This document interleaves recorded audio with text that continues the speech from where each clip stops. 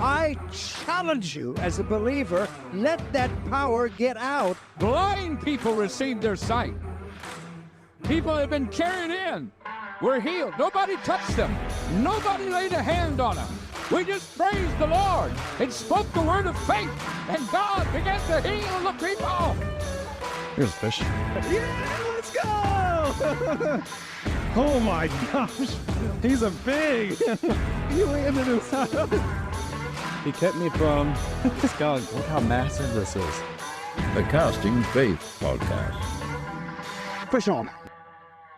I don't want a lot for Christmas, just a spot along the stream. No shiny gifts or gadget, just my rod and reel. It's all my dream. Tell me you're reading the lyrics without telling me. I just want them on my line, fighting hard, the chrome divide. Make my wish come true. All I want for Christmas is steelhead.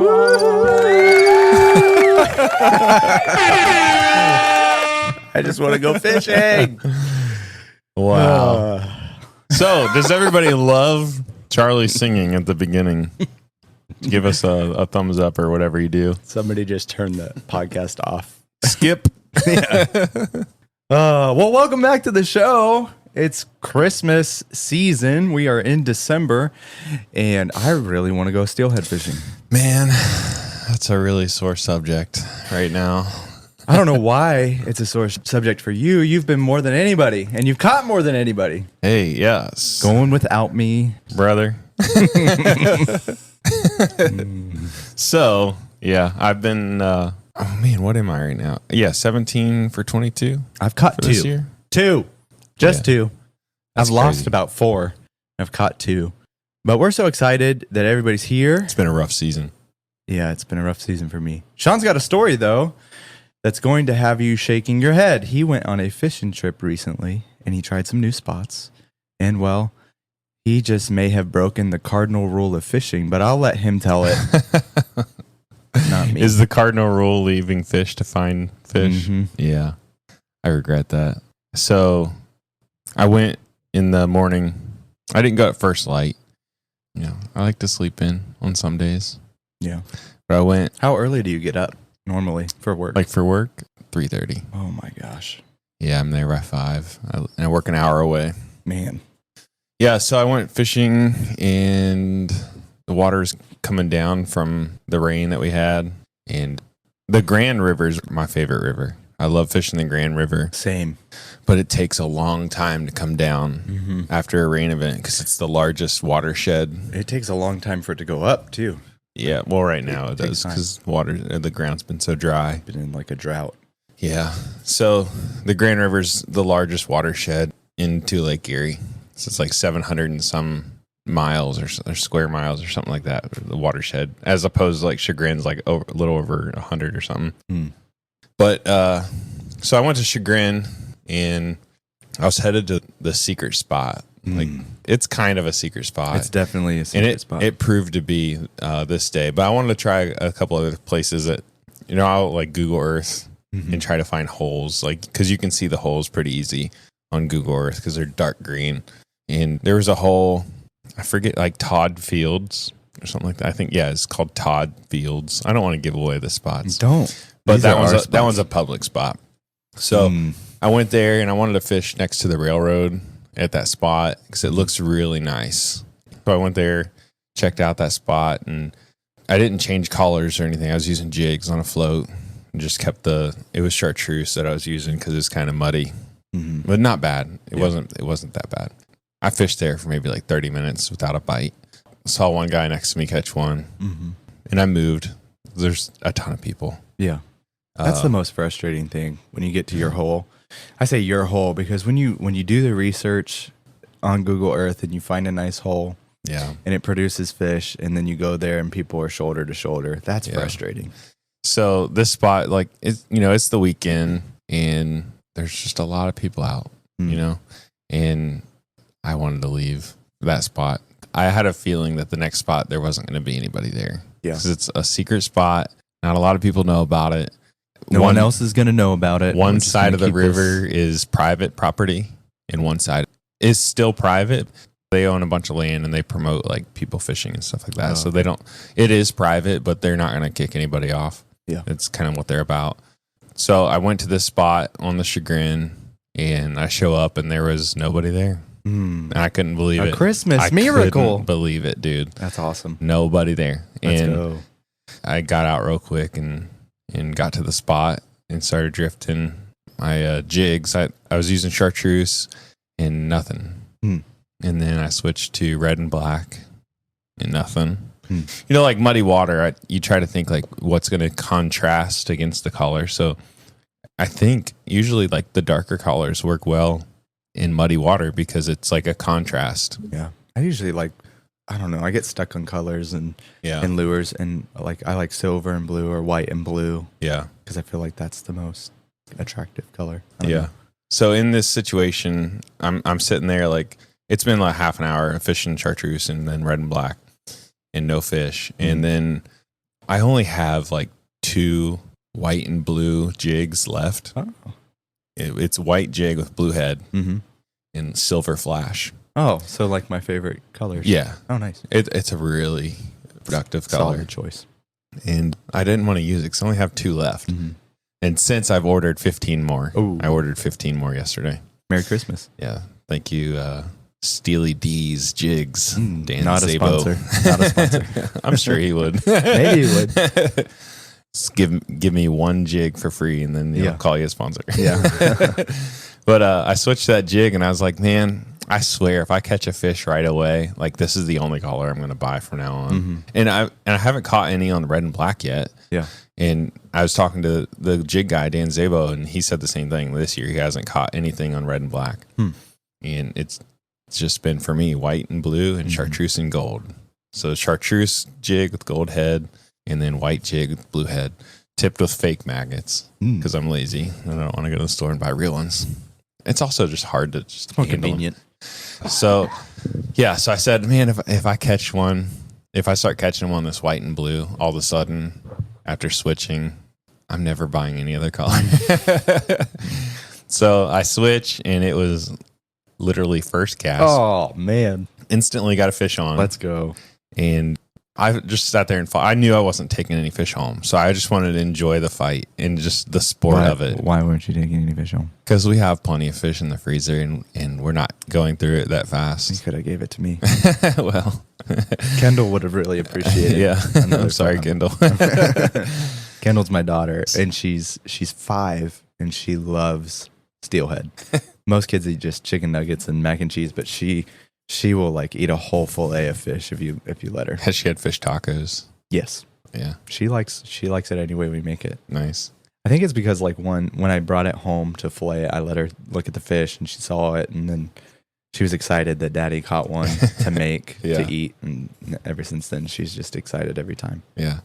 So I caught one first cast and got it in. I just enjoyed the fight. Just let it take the line and just like when I caught that one, I was like, man, I just love this. Yeah, like yeah. it's just so fun. Just like to feel the raw power of these fish. So I finally get it in. I just net it right there. I don't let it. I didn't even touch it.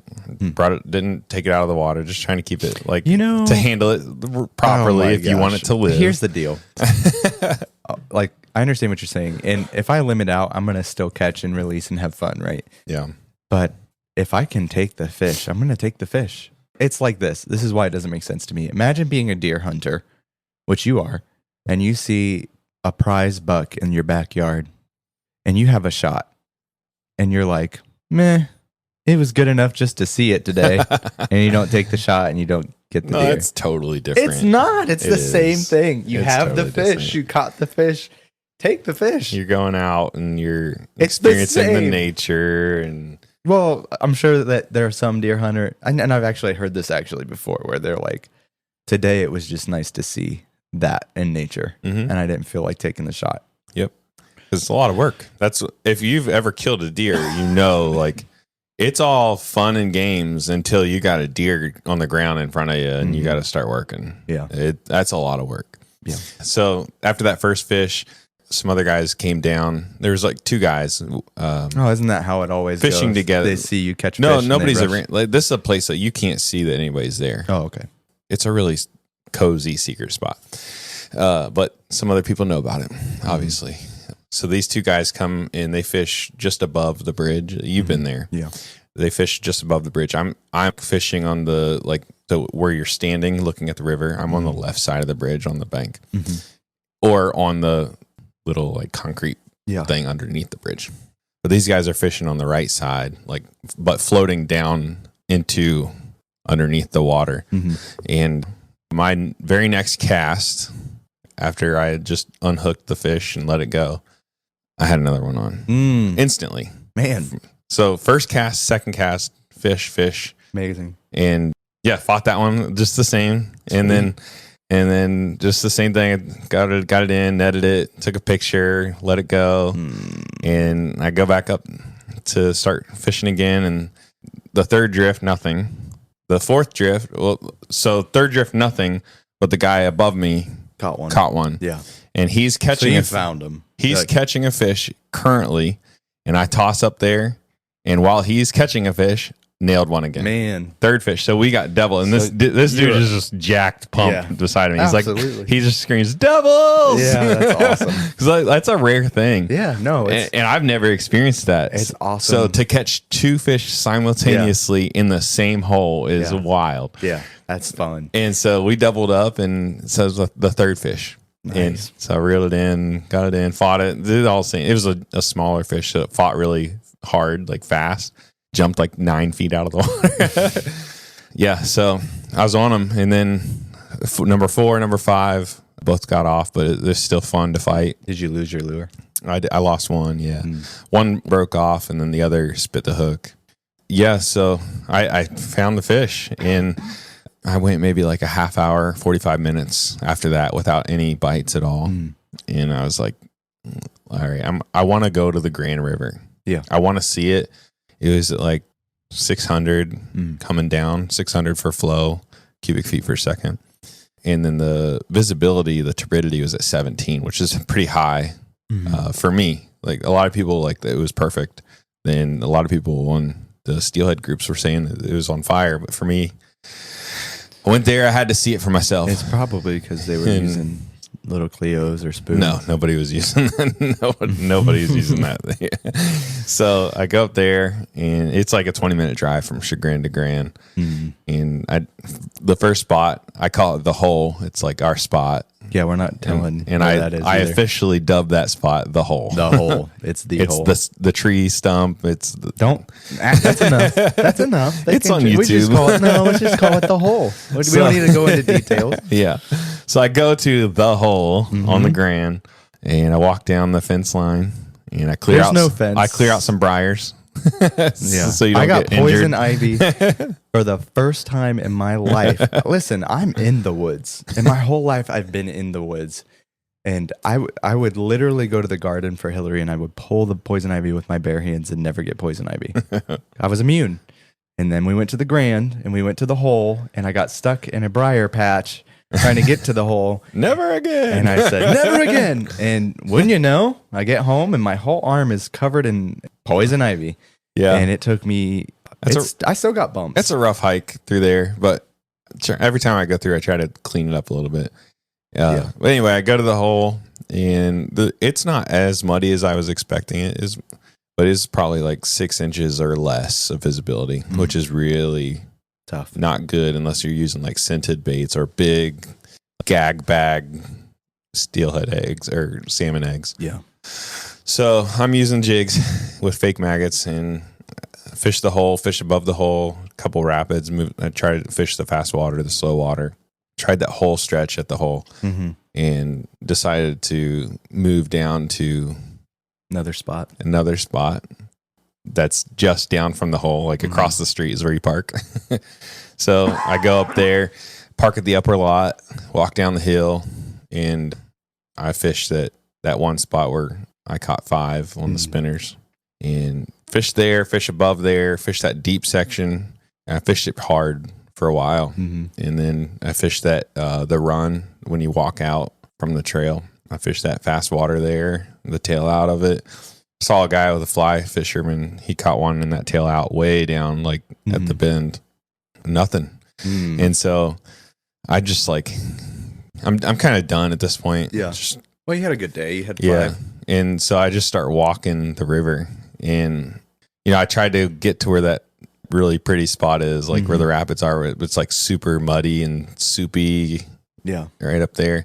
And I back out because I got waist deep in mud, and I can't see where I'm going because there's no visibility. So walk out, go up the trail, and instead of going back to the car, I go left because I want to explore above that. And I walked around the entire peninsula there on the river, and I Google Earthed it, and it was like 2.2 miles of so you got your hiking, workout. dude. In the muddy condition, it was awful. I bet you were thankful. They're actually, so you know, there's some deep water up there. Oh, cool. That's probably like spoon worthy. Let's go. And it probably wouldn't fish for floats very well, like under like 300. But it was fishing. It was floatable. So I fished that. I walked all the way around. I ended up in the lower parking lot and had to walk the road to get back up to the upper parking lot. But just nothing. I bet dude. you were glad you weren't carrying 2 fish at that point. Oh yeah.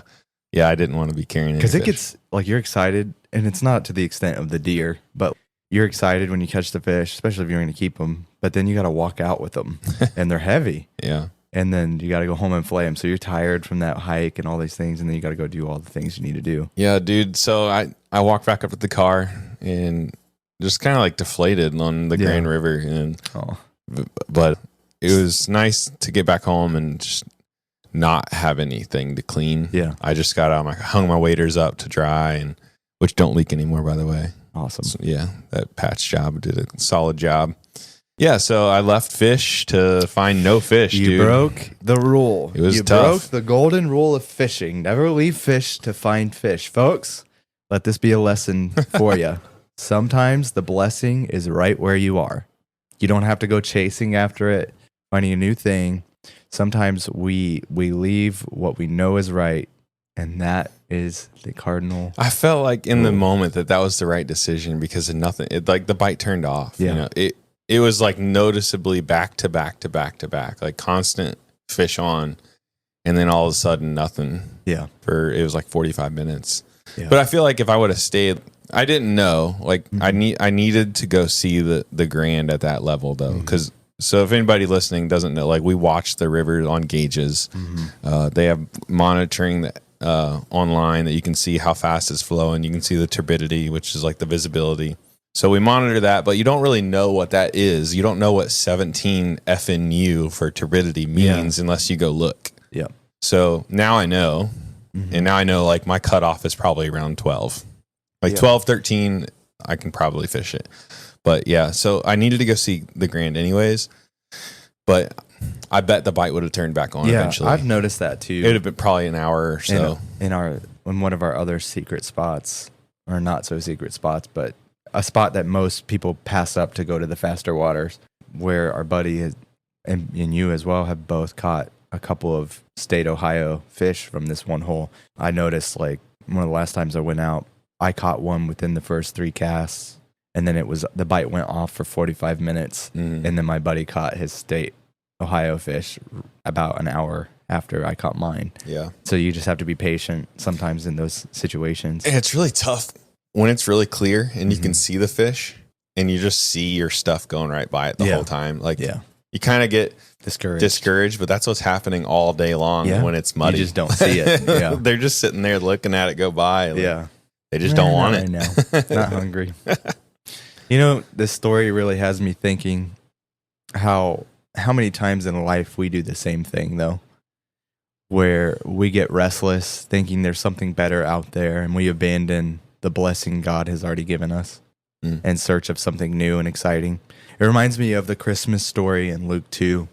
Think about the shepherds. Everybody's familiar with the Christmas story. These guys weren't out there chasing after greatness. They weren't trying to find something extraordinary or have an extraordinary experience. They were just faithfully tending their flocks, right? And so they were right where they're always supposed to be. They were doing the job that they were supposed to do. And they weren't out there trying to find something new or exciting. They were just faithfully tending their flocks. And right there, in the middle of their ordinary routine, God showed up in an extraordinary way. And listen to this. They were in the same country, shepherds abiding in the field, keeping watch over their flock by night. And lo, the angel of the Lord came upon them, and the glory of the Lord shone around them. The shepherds didn't have to go chasing after a better pasture or a new opportunity. God met them right where they were. This Christmas, instead of chasing after the next thing, whether it's the perfect gift or the next holiday tradition or even a bigger dream, take a moment to appreciate the blessings God has already given you. And when we're faithful in the little things, God shows us and shows up in ways we never could imagine. Just like Sean's fishing spot, sometimes the best blessings right where we are. And we just need to stop and recognize them. And sometimes you just have to wait for it. Yeah. And it gets hard sometimes because we get impatient, right? We see success and we get what we want right away, and then we have to wait. Things turn off for a little bit, and you're still in the same spot that you've always been in, and you got to wait, and it seems like nothing's going your way. And so you leave to find something better, and you don't find it, and you end up going back to that spot that you knew the things were the right way. Mm-hmm. And so the lesson here is don't leave fish to find fish, and don't leave where God has placed you just to have a new experience. Stay faithful for where you are. Yeah, the bite will turn back on. It'll turn back on. You just have to be patient and be faithful in the small things. Be faithful where you are. It's time for a new segment. Let's go. All right, this new segment is called Overrated, Underrated.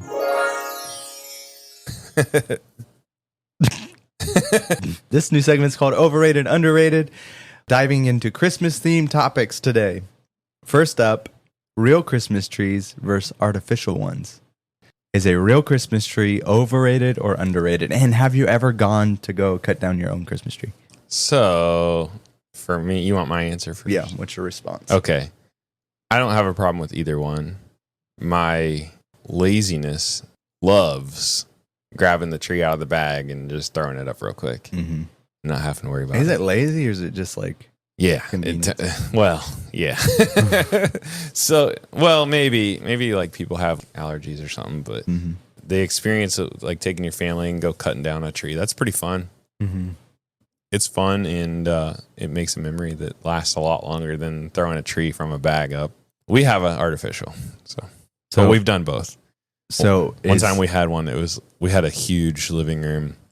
It was like a spare living room. It's like a cabin theme. It was a garage converted into a cabin, and vaulted ceilings. It was 15-foot, 20-foot ceilings, and we got like a over 10-foot tree. Nice. And this thing was just a big Bertha, dude. It was so fat. It was probably every bit of 6 feet wide and then 10 foot tall. Man, it was such a cool Christmas tree. But I would always throw them away Christmas morning. I would put them on the street before 10 a.m. on Christmas morning. The next day. Same day. Christmas Day, that's 10 a.m. It's on the street. What even is the point then? I always wanted to be the first one to have my Christmas tree on the road. That's hilarious. Well, I have buddies that burned them. Yeah. Like they make the best bonfires. A lot of people, I know in Nimisila, the community out by us, the reservoir, throw them in the lake. They throw them in the lake. They do it here. And it becomes a great like habitat. Crappie. And a great place to lose your lures. Yeah. Yeah. But it becomes a good habitat for the bass and the crappie and stuff. So yeah. But overrated or underrated? Would you say that cutting down your own tree is overrated or underrated? Or just right? I think it's just right for each individual circumstance. That's a hard one to say, underrated or overrated, I guess, for me, because I see both sides. I'll say overrated. Yeah. Yeah. Why? I don't think I've ever done it. I think that's why. Yeah. Okay. Well, we've always had the artificial. You have a tree up yet? Yes. Okay, never mind. I was going to challenge you this year to go do it. Since November 1st. I think that's the appropriate time to decorate for Christmas. Yeah. My wife waits till Thanksgiving. Really? Yeah. And I get kind of frustrated a little bit waiting till Thanksgiving because you spend all this money for decorations and you get to look at it for 3.5 weeks. Yeah. You know, Yeah. Well, throw it up in November and you got can look at it into longer. a little bit of a debate with a coworker about this because they were like, "You got to wait until after Thanksgiving." I refuse to let Thanksgiving forget Thanksgiving and forget being thankful. And I'm like, hold on. Let's talk about this because what's the point of Thanksgiving? Be thankful. Be thankful for what? Everything. Everything that Fill in the blank. God has blessed you with. Yeah. Every gift that God has given you. That's why we're thankful, right? Yeah. As believers, we're thankful on Thanksgiving for the blessings God has given you. Well, why do you celebrate Christmas? You celebrate Christmas because the greatest because the greatest gift was God with us. He came to save us. So God himself came into flesh so that he could grow up and die for our sins so that we could have a chance at salvation, right? And that's the greatest gift ever. So essentially, you're celebrating the same thing. And so kick it off in November. Yeah. Start decorating for Christmas in November. Hey, you know where I'm from? It's all year round. Christmas lights are up. You only put them up once. Every trailer has Christmas lights on them. Yeah. That's funny. In June. All right, so I guess setting up for Christmas after Thanksgiving, overrated, underrated. Setting up for Christmas after Thanksgiving. That's like what most people do. Is overrated. Yeah, definitely. It should be done sooner. Agreed. So you can not waste your money. Okay, here's a big one. Christmas shopping in stores online on Black Friday. No. Way overrated. Overrated. Agreed. It kind of got ruined. When we were younger, it was awesome because the deals were right. And now it's just like they have their same deals all week long. Nah, dude. And Cyber Monday is where it's at, online Christmas shopping, for sure. I'm never, ever, ever going to go stand in line at a store, number one, in the middle of the night. Yeah. Number two, I would rather sleep. One time I got an air fryer Black Friday shopping for like $15. It was a doorbuster. Not worth it. No. I'll spend the extra money. Now that I'm 32, I would rather buy it on Amazon. I would rather buy it full price marked up. That's overrated. Definitely online shopping, though. I agree. Yeah. All right, next one. Unless you live in a bad neighborhood and they porch pirates. Yeah, that's actually a good point. That's a good point. Okay, next one. This is a popular trend nowadays. Elf on a Shelf. Overrated, underrated. Go look underneath my TV. Is it already out? Yeah. We never did it. I say overrated. It is overrated. It's too much work. It's hilarious though. Yeah. Even though like obviously my son is older and he doesn't believe in Santa or any of that What do you mean? Christmas magic. What do you mean? Well, if you're on this podcast, then you're listening to the wrong podcast if you believe in Santa. What?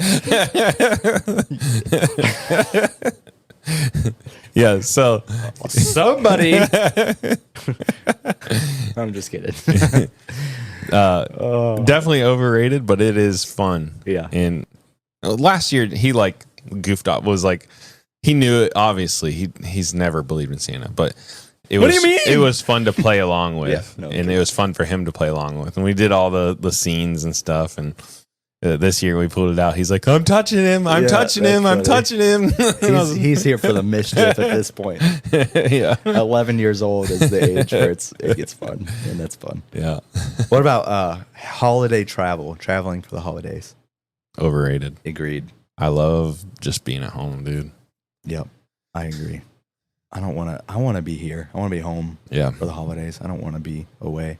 It's stressful. Actually, plus you got like flights delayed and Yeah. different. It's chaotic. I would rather just not. at our Thanksgiving lunch yesterday with just my family, we said what we're thankful for, and Trenton's was, "I'm thankful we don't have to travel Yeah. for Thanksgiving this year. Because it's overrated. It's It is overrated. stressful, Yeah. What about and you can't just be cozy. You know, most of the time, Yeah, you gotta be You can't dressed just up. be You in gotta- your pajamas and just laying around. mhm. Yeah, we unfortunately for Thanksgiving this year, we my house was sick. Like not sick to the point where we couldn't enjoy the food or anything, but sick enough that we didn't want to infect our family. Mhm. So we stayed home for Thanksgiving instead of going, Nice. and we were okay with it. Nobody was upset. and it was actually super awesome to just be in my pajamas for Thanksgiving. Yeah, it's nice. And not have to worry about entertaining or hosting or anything Yeah. like that. It was so awesome. Not that I don't like getting together for Thanksgiving, but it was just a nice change of pace and a break. Right. All right, next one. What about everybody has these Secret Santa gift exchanges or like the white elephant gift exchanges? Everybody get a $5 gift or $20 gift and Yeah, I've been a part of those before. overrated, underrated. It's fun. Overrated. I think it's fun. I think it's overrated. Yeah. Here's why. You must not have been in a part with a higher dollar amount. No, I have. I just think no, it depends on which one. When you get the $5 ones and people come in with like Dollar General stuff, it's like, wow, this is lame. I guess it depends on which one because I like to give gifts Yeah. and I like to give personal gifts. And so if it's one where we're just like Yankee swap, like you just steal this gift, that kind I think is overrated. But the one where you're secretly shopping for somebody and they don't know it's coming, those I like. Yeah. So like I drew this name and I get to make a really personal gift for this person. Awesome. But if I have that and then somebody can just steal it on their turn, that's lame. That's overrated. That's my take on that. Yeah. I always thought it was fun. Okay. Last one. The Mariah Carey Christmas song. All I Want for Christmas. Overrated, underrated. Overrated. Ariana Grande sings better than her. Oh. False. Just saying. I do think it's overrated. I think we could come up with a new Christmas song by now, right? Somebody else can sing it too. No, that's her jam. But what I'm saying is, how about a new one? Yeah. How about a new song? You know what's always frustrating?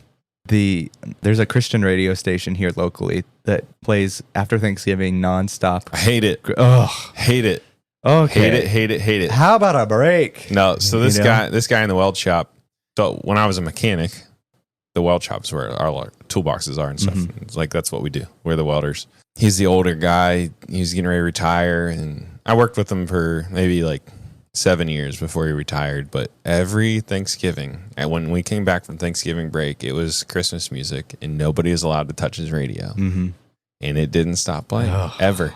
So all day long, that's all we heard in the weld shop was Christmas music, and it just drove me insane. It seems like it's the same 15 songs just on a loop. There's like terrible. not that many. Can we just get some new stuff? Like, Can we just not do Christmas music? no, I like Christmas music, but like I just like the classics are great, but man, when it's nonstop, especially if you have a commute, that's why you should be tuning into this podcast.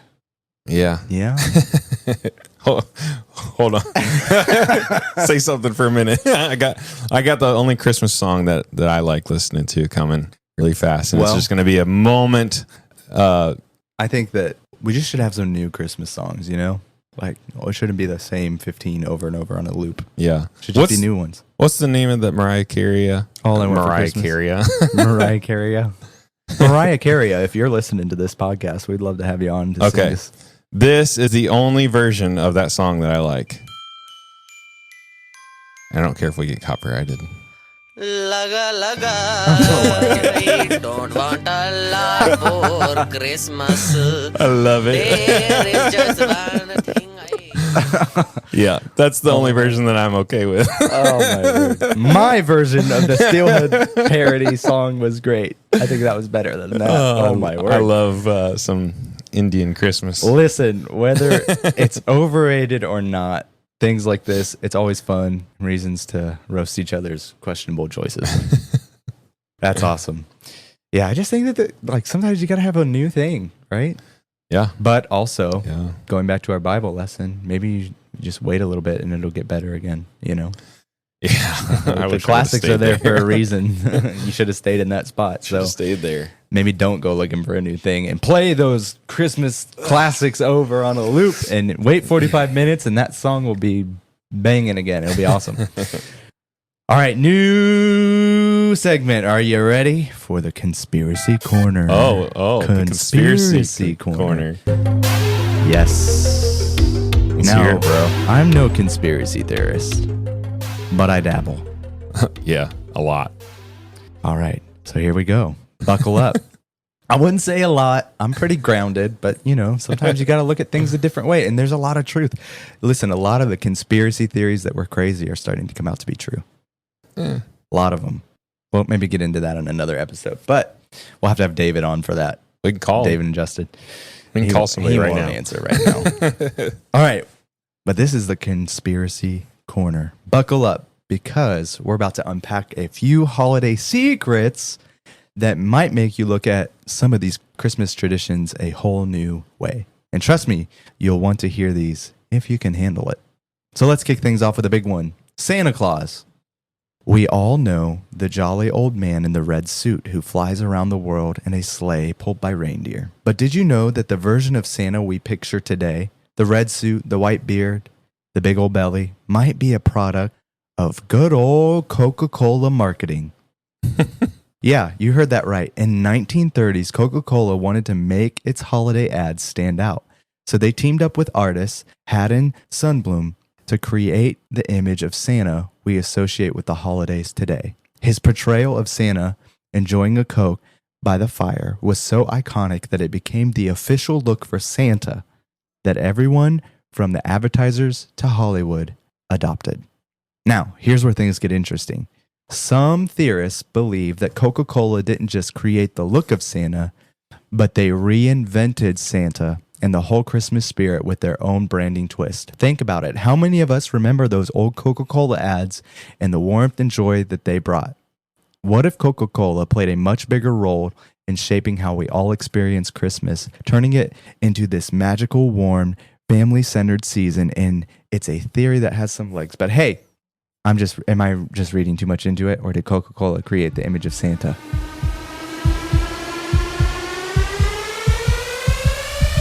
Coca-Cola did it! What do you think, man? Isn't that crazy? Yeah, it is actually. Yeah. So like the big crazy. the red suit, all of it, everything that we've now, if you're a young listener, mute for a second, which you're probably not. We all know that Santa's not real. Santa's not real. Mm-hmm. Well, he's a real character. That's what I always tell my kindergartners there's always one that's like, Santa's not real. This is Jesus' birthday. And I'm like, well, yeah. And then there's another one that's like, what? Santa's not real? What? And so, like, everybody not to name names, differently. but I can think of one of your kindergartners that would probably be the ruiner for everybody. Oh man! Well, listen, there's always a couple. His last name might have something. No.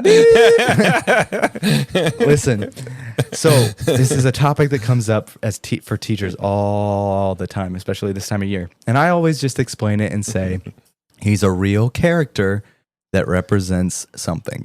And I explained to him that it's based on a character. And just like Mickey Mouse is not fake, he's a character. And so Santa's real as a character, but not like the reason we celebrate Christmas we've already talked about. But Coca-Cola created this image of Santa that we always know. Do you remember the old commercials where the polar bears are opening the pop? And Coca-Cola. Yeah. Coca-Cola made the image of Santa, and everybody was just like, "Yep, that's it. Roll with it." That makes me want the holiday flavored Coca-Cola. Yeah. Have you ever had that? I forget what flavor it is. I feel like Coca-Cola is just holiday the holiday flavor Coca-Cola. though. Yeah. Like It's that's so the good. point, is they've branded it so much that when you're drinking a pop for Christmas, it's going to be a Coke. It's got to be a Coca-Cola. Yeah. And so man, isn't that wild? I got another one. Ready? Yeah. Speaking of holiday magic, let's talk about the Christmas tree for a minute. You think the evergreen tree covered with twinkling lights was a super Christian tradition, right? Not really. That's true. The origins of the Christmas tree go back to pre-Christian Europe. In ancient times, people believed evergreen trees symbolized life during the darkest days of winter. Some believe early Christians co-opted the tree as a way to bring new meaning to an old tradition. Some of the oldest accounts link the Christmas tree to a pagan winter solstice celebration. Isn't that wild? Yeah. So like, and I'm sure there's always different brands, you know, people believe different things and all of that. Like people celebrate different things. So I'm not shaming you if you put up a Christmas tree. So don't get this wrong. Any one of our 12 listeners. Yeah. I put up a Christmas tree. Mine's artificial. Sean thinks that the regular tree is the better way to go if you're not being lazy.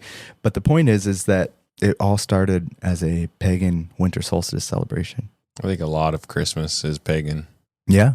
And so I'm not saying you need to take down your tree, but doesn't it make you wonder how these ancient customs got wrapped up into the modern holiday?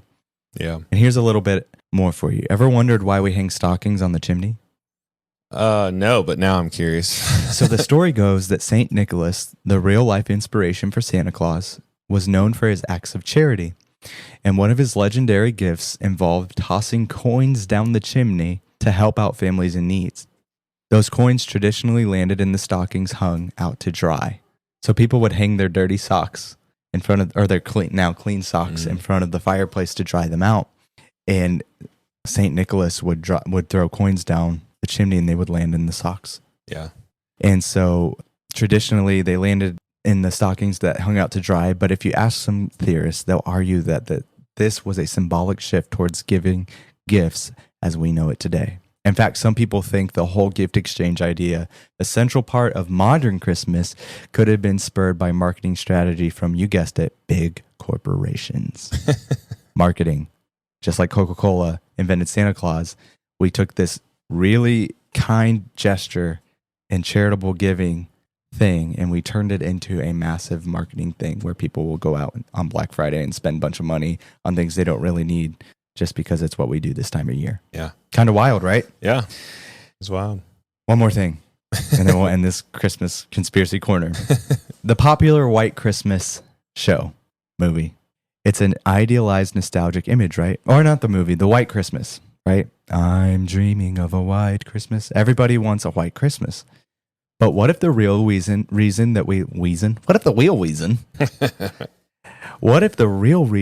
we want a white Christmas isn't just the snow, but it's a subconscious craving for purity, peace, and renewal? Some believe that this iconic imagery of snowy Christmas actually plays into a deeper desire for a fresh start.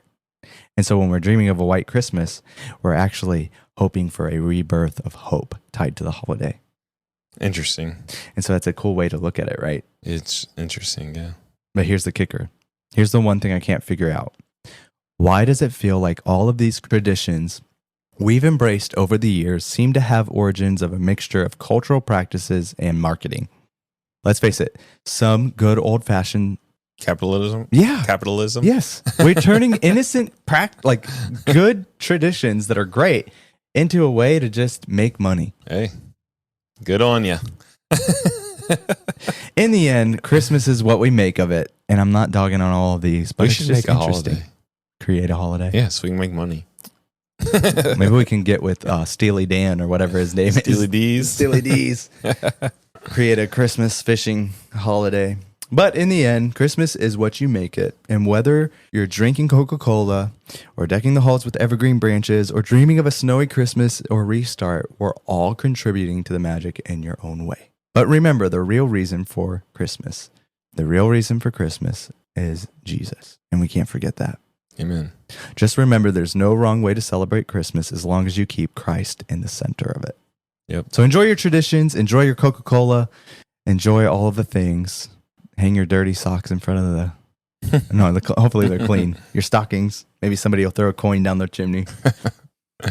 But yeah. It's funny. Just some interesting thoughts for you. Hey, let's go to a rapid fire session. Let's go. What do you think? Yeah. All right. Let's do rapid fire. I'm going to give you a couple questions from different categories. The categories are faith, family, outdoors, some random stuff, and then some curveballs. So Let's go. Maybe two of each. Okay. All right. So the first one is going to be faith. So rapid fire, you got to answer as fast as you can. Okay. All right. Coffee or morning prayer first? Prayer first. No. Coffee first. No, prayer first. Coffee first because it will make my prayers more effective. Go. Baptism by river, lake, or ocean? Washed in the river. All right. Where the steelhead swim. Yeah. Let's do 3 in these sessions. What's one word to describe your faith journey? One word. That's a tough one. That would be the word. It's a tough one. No, I'm teasing. Perseverance. Nice. All right. Family. Best family tradition. Skip. I don't know. I don't have one. Lawson's chip dip Nice. and chips. Who's the better cook in your family? Between me and my wife? Or your kids? Okay. This might get me in trouble. Yeah, wrong answer. She's a great cook. I'm a good cook. We're both good cooks. However, I take longer, so I would say probably I could cook a better meal, but she's better at bringing the meal at the right time. Nice. And it's delicious. She's a better still. planner. Yes. If your family had a theme song, what would it be? Bum, bum, bueno, bueno, bueno, bum, bum, bueno. Fair. What's your go-to phrase for keeping peace in the home? I'm going to count to 3. All right, outdoors segment. Yeah. Would you rather catch the biggest fish or shoot the biggest buck? I'll say for now, I would say catch the biggest fish because I don't really hunt yet. Yeah. I'm trying to get into it, but it's expensive to start up. So One survival item that you'd bring to a deserted island. that's an easy one. A fire starter. So like a lighter or a ferro rod. You're pretty effective with it too. Mm-hmm. I saw it. There was fire. It'd be tough to survive without fire. Yeah. Everything else you can kind of make. What's your dream outdoor bucket list destination? Alaska. Alaskan cabin. Nice. That's my dream. Like Under up north or south? Well, wherever I can fish and hunt in my mind, it's like a log cabin on a cove where I can catch sockeye salmon, and it's under the Aurora Borealis. That's my dream. It's expensive though. That's why it's a dream. It'll happen. All right. Fun and random questions. Sweet tea or lemonade? Arnie Palmer. Both. Best of both worlds. Would you rather time travel to the past or the future? Well, you're here now, so. Yeah, I would rather sit down at the Last Supper table, I think. Or, if I was going in the future, it'd be cool to see the rapture or like Armageddon, the Battle of Armageddon. Yeah. That'd be cool. With a drone. Yeah, like if I could be above watching it all go down, it'd be sweet. Describe your co-host in one word. Uh-oh.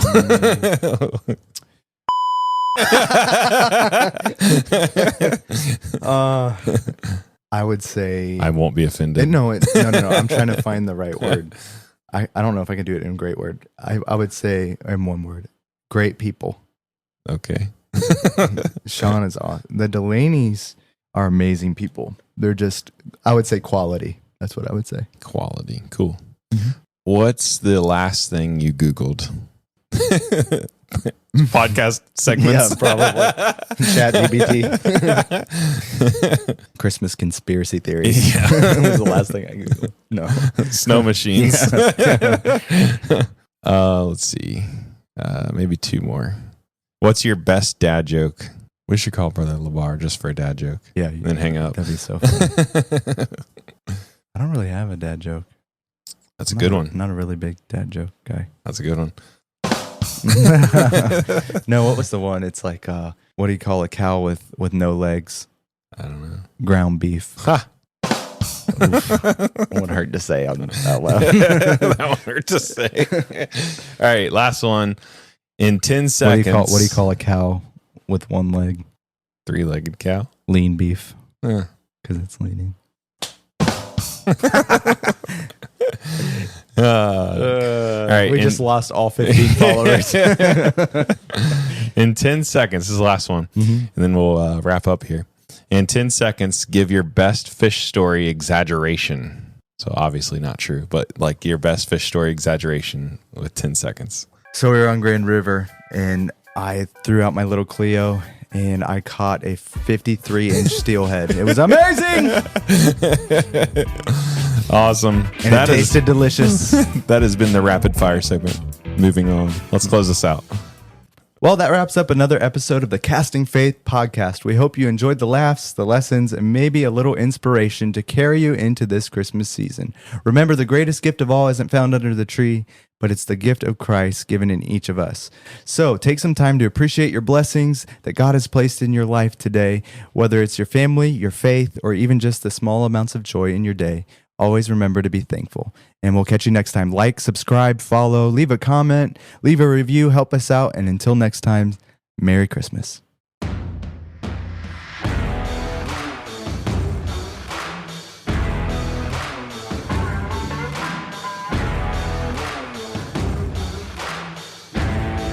like, comment, and subscribe.